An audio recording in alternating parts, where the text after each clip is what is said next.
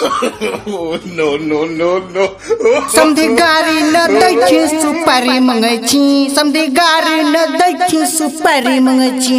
अब मौगी सनिए न गरिया छले हमरा बाबू और भाई असने राती न मौगी सब तंट बेले चीचले लतकुच्ची मौगी सब छले गीत गाय बाली सनी ये छी आए न कहीं गाड़ी दे छ मैं मास मारी रही गेलिए कत्ते लतकुच्ची मौगी सब छले मोन त करे की हम अपना कपार पर से मोर उठाए का मौगी सनी का दी है फेंकी दी लेकिन मस मारी रही गेलिए आख न बढ़िया न कहे या गिफ्ट ले ले छिए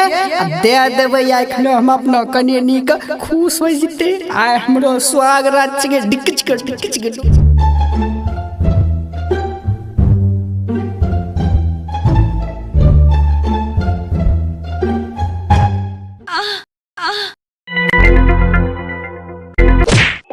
खबरदार मुझे छूने की कोशिश मत करना। मतरी बेनी हिंदी इंग्लिश जा रहे जाएगा लतार मारी लतरा बियाह करेगी न न छियोगा पति न मैं होलियोगा बाराती साजी को टका खर्चा करेगी न लियो लतार मारी लाएगा। ओ गिफ्ट वाले हीरो तूने अपना शकल देखा है ना में जाके तेरे से अच्छी तो मेरी जूती है। डोंट टच माय बॉडी ओके ना इडियट कहीं का। मत मैं ये हमरा बाबू कौन बहू करा दे चरे डाउन डाउन करे छै ई तो पत्थल लागे छै यहाँ डाउन से बियाह करती है यहाँ धरा गेले ई तो पत्थल वाला हैं खटाई का जुग में न लतार मार लके वो टीम की हमरो वो टीम दरबस में बेचैन छी बाप रे बाप न मौजी है बेला अभी तो कम मारा वरना और पिटेगा वरना अपनी गंदी शकल लेके बाहर निकल जा। बड़ा सुहागरात मनाने के लिए आया है डीआर के रिकॉर्डिंग स्टूडियो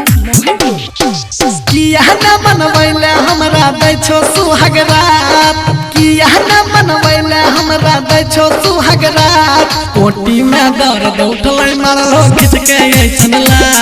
ओटी में दर्द उठलै मारलो खिच के ऐसन ला कहै छिया कान खोल के सुना हमर बात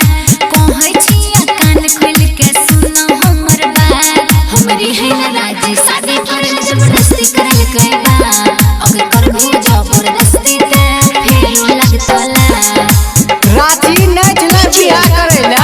हमर भाई पर से भागी देती है हमरो घर है हमरा पंजरा थीम मारेल गा वो टीम मारे ले लाएगा बीती गेलै बात जे ओकरा पर नहीं पछतावा है हमें नहीं पछतेबे कोढ़िया तो पछतेबे तो दोनों मिलके मस्ती करबै बिछौना बदल दिया है जकर छी तक तू की लेवे ढलवा शक्कर लाज नहीं छलाज तोए बोले छो जान के अबरी सन खिच के मरवा माइल लगमो कैन के ये ना हमर दिल में तोरा नहीं काटो हमर बात ये ना हमर दिल में तोरा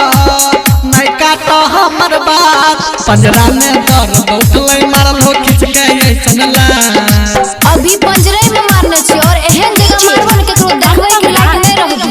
नहीं तो हमर बाप मान ले हमर लवर संग हमरा भगाए दे डीआर के रिकॉर्डिंग स्टूडियो मोहनपुर किया कोई हमरा देखबै छो एतना ना ताऊ है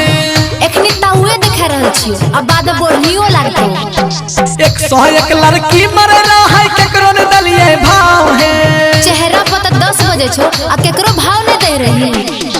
जे मरे रहा तोरा पीछे चल जा ओकरा पास हो हमर होया अपन नहिरा में जाते रहबै यार के साथ हो गांव समाज के लोग जे पूछते हैं की बोलते रणधीर बात सन्नी श्रीकांत जे पूछते हैं की देबै हम जवाब ओटी में दर्द उठलै मारल हो खिच के ऐसन ला